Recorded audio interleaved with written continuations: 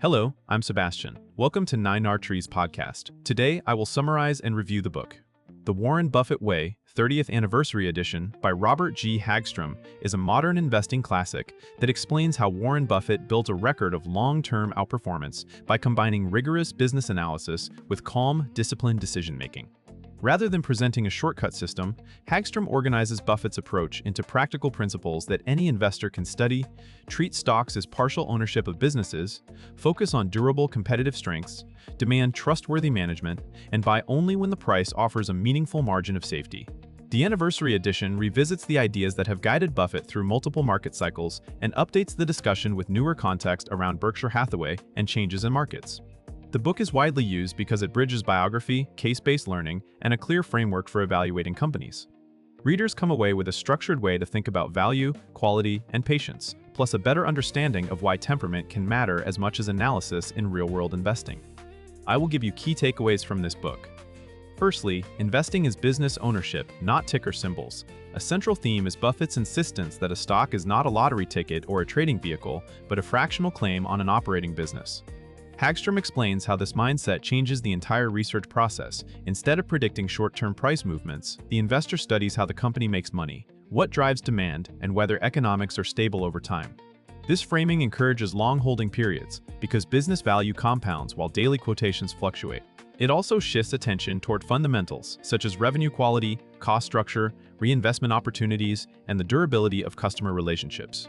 The book highlights how this approach can reduce behavioral errors. When you evaluate a company the way an owner would, you become less reactive to headlines and more focused on the long-run consequences of capital allocation decisions. Hagstrom uses Buffett's perspective to illustrate why volatility is not the same as risk and why understanding a business model can be a stronger foundation than attempting to time markets. The ownership view also promotes selectivity. If you would not buy the entire business at a given price, you should question buying a small slice of it simply because it is popular or rising. Secondly, economic moats and the search for durable competitive advantage. Hagstrom devotes significant attention to Buffett's preference for businesses with sustainable competitive advantages, often described as economic moats.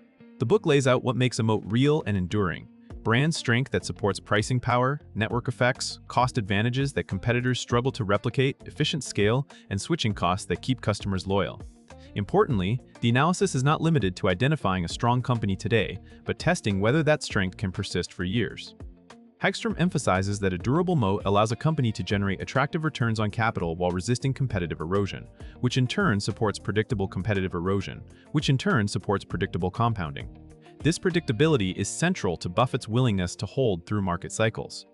The book also warns that not all apparent advantages last. Technology shifts, regulation, and changing consumer behavior can weaken even well-known firms. Therefore, moat analysis requires studying industry structure, the sources of pricing power, the company's reinvestment runway, and the likelihood that competitors can copy the value proposition.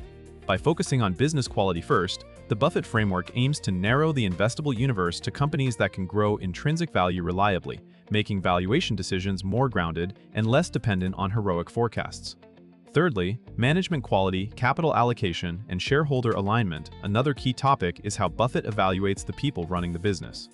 Hagstrom explains that great economics can be damaged by poor stewardship, while solid management can strengthen a franchise through thoughtful capital allocation. The book details the traits Buffett tends to favor: integrity, rationality, and a track record of acting in the best interests of owners. Integrity matters because financial statements and public communication are filtered through management choices.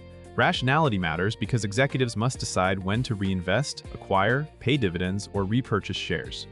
Hagstrom underscores that the highest impact decisions often occur outside day-to-day operations, especially in mature businesses generating excess cash. A Buffett-style investor therefore studies how leaders have historically allocated capital, whether acquisitions were disciplined, and whether share repurchases were done when shares were undervalued rather than as a cosmetic tactic. The book also points to the importance of incentives and corporate culture, including whether compensation encourages long-term value creation or short-term accounting targets. By treating management as a core variable in intrinsic value, the framework encourages readers to look past charismatic narratives and examine evidence, candid shareholder communication, consistent strategy, and decisions that reveal a true owner mindset.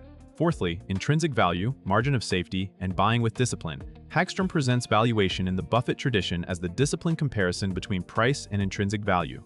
with the margin of safety serving as protection against uncertainty. Instead of relying on market moods, the investor estimates what the business is worth based on its ability to generate future cash for owners, then insists on purchasing at a meaningful discount to that estimate. The book clarifies that intrinsic value is not a precise point, but a range, and that humility is required because forecasts can be wrong. The margin of safety concept addresses this by building in room for error and reducing the risk of permanent capital loss. Hagstrom connects this to patience. Bargains tend to appear when markets are fearful, when a great business faces temporary issues, or when a misunderstood situation pushes price below reasonable value. The discipline is twofold. Avoid overpaying even for wonderful companies, and avoid buying mediocre companies simply because they look statistically cheap. The book also discusses how investor temperament interacts with valuation. A sound estimate is useless if you cannot act when others are panicking, or if you chase momentum when prices detach from fundamentals. In this way, valuation becomes both analytical and behavioral, rewarding calm execution over constant activity. Lastly, temperament, focus, and the power of long-term compounding. Beyond formulas, the book argues that Buffett's edge is deeply tied to temperament and a focused process. Hagstrom highlights habits that support superior long-term results, staying within a circle of competence, concentrating on best ideas rather than over-diversifying, and resisting the urge to trade frequently. The circle of competence is especially practical for individual investors because it encourages honest boundaries. You do not need to understand every sector. You need to understand a few business models well enough to judge their durability and value. Focus follows naturally. If opportunities meeting strict criteria are rare, capital should be deployed selectively. Hagstrom also emphasizes compounding as the quiet engine of wealth. When high-quality businesses reinvest at attractive rates and owners hold patiently, small differences in annual returns can produce huge differences over decades.